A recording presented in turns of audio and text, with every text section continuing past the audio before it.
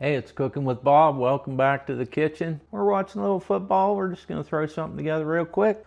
A little potatoes, kielbasa, some onion, and that's it. It's a pretty quick, inexpensive meal. So we love kielbasa. We always have it in the fridge for any time you might need it. And we're going to start her down today. Hopefully everybody's doing good. Looking for something new to cook, and I'm your guy. So let me get this onion ready. I'm just going to cut it in slices, something like that. No big deal, just slice her up. Let me get that done and then we'll get to cooking. So we just slice these up into little pieces. You could chunk it, you could dice it, slice it, whatever you like. I kind of like the bigger pieces with kielbasa. I do get a little bit fancy on the kielbasa. I cut it on an angle. You know I'm doing that? I cut it that way. This makes it look different than just a round piece of kielbasa. I think it just makes it taste better because it looks different. What do you think? Does it matter how you cut this stuff? Does it do something psychological to make it taste better? Let me know down there in them comments. Piece of that kielbasa. What's that called? I don't even know. Is that a link of kielbasa? Well, let's get this second one cut up and we'll get her in the cast iron skillet. Okay, we got that second one cut up. And like I said, I kind of like to cut them on an angle. Gives them a different look. I don't know. It might not matter, but that's what I've been doing. So I usually do, I put the kielbasa in first and let it get a little brown. So we're just going to put a little grapeseed oil in this hot pan. Had it on medium and I turned it down to low, which is what I always do. So we'll throw some of that in there. Now let's just dump these beautiful pieces of kielbasa in here. I do enjoy these skinless ones. I just think they cook up better. I'm not sure, but whether you'd like them that way or not, but they're skinless. So you don't have that kind of crunchy, chewy piece on the outside. So we just want to get these moved around. I'm using my bigger cast iron because that way I can get the majority of them in here flat so I can get them slightly browned, which is the way we enjoy them. And we'll just hit them with a little black pepper.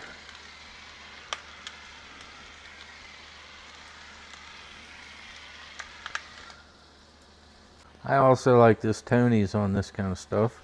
This gives her a little touch of heat. Nothing too serious.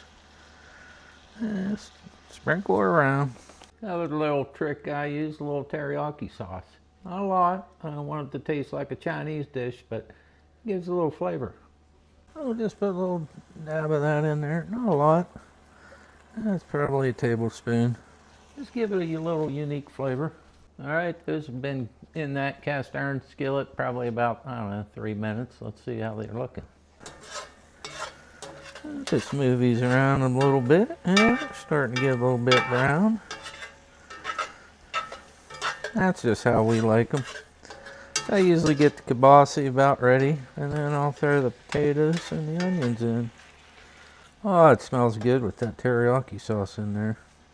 The thing I like about using teriyaki sauce, when you look on the label, sugar is like the fourth item. It says total carbohydrates 2 grams, 1%. So it's not real sugary, so it doesn't get burned in the bottom of your pan. That's why I like it. Soy sauce, total opposite. You put it in early, it'll all get burnt and crusty. So I like using this. Let's give these dudes a little check. Yep, we're getting there. A little longer. Like I say, we like them just a little brown on the edges, a little crispness. All right, that kielbasa is starting to brown up a little bit. I'm just using these sliced potatoes out of a can because I'm quick. I'm watching football, and I didn't want to take time to make real potatoes. These things are pretty cool, pretty reasonably priced. So got a can of sliced potatoes. Let's dump them in that cast iron skillet.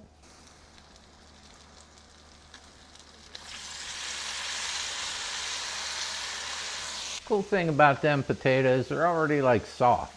I don't know what they do. Maybe they pre-cook them or just because they're in the juice. So you don't really have to like get the potato done. You just cook it if you want a little brown or however you like it. We'll just move these around a little bit, let them start to cook. Well, they will take on a little bit of the color of the kielbasa and the teriyaki sauce. Keep moving them around a little bit. Let them get heated up. If you like them a little crunchy, you can brown them. So I usually let them potatoes go a little while and, you know, get a little brown. If you want them a little crunchy, that's fine. Do it how you like. You don't have to do it how I tell you to do it. Do it how you like. And then I save the onions for last because, of course, they cook the quickest. So I'll put them in after I get the potatoes about where we like them. Just give them a little spin. Look at that. Kielbasa starting to get browned up. Love it. So what you can do, you can pull kind of like you do a wok. Just obviously the center of cast iron this size on one smaller burner, it's going to be a little hotter in the center. So if you want to get your potatoes a little brown, just slide them over to the middle and you'll get your potatoes a little more brown. Okay, we got the kielbasa moved off to the side. Got about a tablespoon of butter. I don't necessarily need it for the cooking fat part of the job, but I just like the flavor of it in this dish. So we'll just take about a tablespoon of butter and let that melt down over them potatoes. So you noticed probably a little bit ago, them potatoes were starting to get a little stuck to the bottom. Usually if you just let something sit in cast iron a while, it'll self-release. So let's give it a shot and see if it did. I think with this little bit of butter in there, just barely stuck. That's usually what happens. If you don't get carried away and start moving stuff around right away, you can usually get things off the bottom of cast iron. I mean, I got a little bit of stuff here going on, but potatoes are sliding around. Good seasoned, well taken care of cast iron. That's all you need to do. Don't be afraid of this stuff. It'll last your lifetime and everybody else in your family's lifetime if you just take care of it. So I'm liking the way that kielbasa and potatoes look. So I say we throw these onions in there. So we got some onions here. Let's just dump them in there. That's all you have to do. Just dump them in. Once you dump them in there, just move everything around, combine a little bit. Let that steam cook them onions down. These will self-separate. I very seldom separate onion that I've sliced into strips like that. They'll just come apart as they're cooking, but they're already coming apart. And just for some good measure, we'll put a little more black pepper. We like black pepper in our family. If you don't, leave it out. Just a touch of salt. We're not big salt people, so that's probably a teaspoon at the most. And we'll just keep moving this around, make sure we don't get stuck. Let them onions get a little soft. While I'm waiting on that to all finish up, if you stick around, I'll probably show you how I clean that cast iron skillet at the end. Got a real easy tip and trick. When you get some of them bits stuck on the bottom, I'll show you that at the very end, so stick around. I think we're getting pretty close. Let's take a look. Yeah, them onions. Look at them onions. Yep. Just a little bit soft, the way we like them. I think we're there. Oh, we got a potato stuck.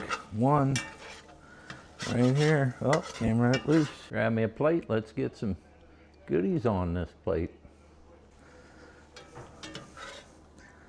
Oh, we'll just get a little bit of everything going on. Need a couple of these taters. Oh, that looks good. All right, you know me, I like to taste my own food. Let's get a little piece of everything here. We better bust off a piece of tater. Nothing like trying to be a YouTuber and you cook and you eat and you're talking with your mouth full. That looks like a pretty good bite. What do you think? Let's give her a go. I'll tell you what, for a quick meal, easy, simple, I don't know, probably all in, this probably costs $8-10 maximum, feed 2-3 people. It's a pretty good way to go on a weeknight when you're looking for something to cook. Simple, easy, not complicated. Everything tastes better in cast iron, my humble opinion. So I made this other video about taking care of cast iron and some gadgets that's helpful to use with cast iron. So I show you how to clean a cast iron skillet in that video.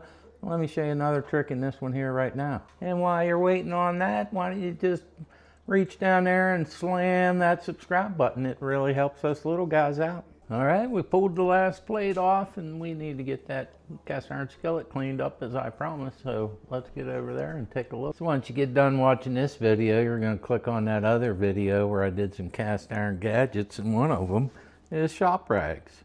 Come in that pull-up box deal. They're awesome, no lint. So grab one of them and go over to your skillet. Now the skillet's still probably pretty hot. I just got some hot water in the cup. Grab that fine shop towel and just run her around in there. You can tell by feel that this is working.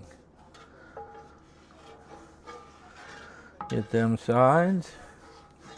Half of the crud's coming off the spatula. I should have grabbed the clean spatula. I can already tell that it's all gone. I don't feel any bumps as I'm pushing that around. That's how I do it. So if you do have something that you know is going to be pretty sticky, you can use my trick in that other video of a stiff bristled brush. That's all I ever use. I've had them chain things, and I had the different items that you can get and use, but I've just found that them stiff bristled brush works the best. And this is another little trick. And you know, there's a lot of talk about that thermal deal. I've never had a cast iron skillet crack because it was hot. This wasn't that hot. I had it on just above low, not even quite medium. I don't know what the temperature is. I don't have one of them cool temperature things to check your skillet. Never thought I needed one. 50 years of doing this, I think I just kind of know from instinct what to do. And that's all I do, just run it around there. So I'm going to run this over to the sink and rinse it out, and I'll bring it back and give you a look-see and show you what it looks like. Ran that spatula with that shop towel in some water, and there's not a piece of crud in there. Now I will take a little bit of time. I like to put a couple drops of dish soap, clean it good so any of that oil that splashed out's not getting down on the edges. Because you let that oil come over these edges and build up, that's when you see them ones in the thrift store. It's got that big crusty deal around the edge. That's what it's from. That's why I use soap. So that's it. Pretty simple. We got her done. We got her cleaned up. We got one pan. We got a knife, 2 plates, and 2 forks. That's it. That's the way I like to cook. Easy cleanup. That's why I love cast iron. You can do a majority of things in just one pan. You just have to learn the tricks of what to put in at what stage of the cooking process so nothing gets burned, nothing gets overdone. If you like your veggies a little bit on the crunchy side, which we personally do, just put them in last. That's all you have to do. You could see it was easy. So with that, as always, I appreciate you watching. Hopefully you're picking up some stuff from this guy that's been cooking 50 years. And you all have a terrific day. We'll see you on the next one.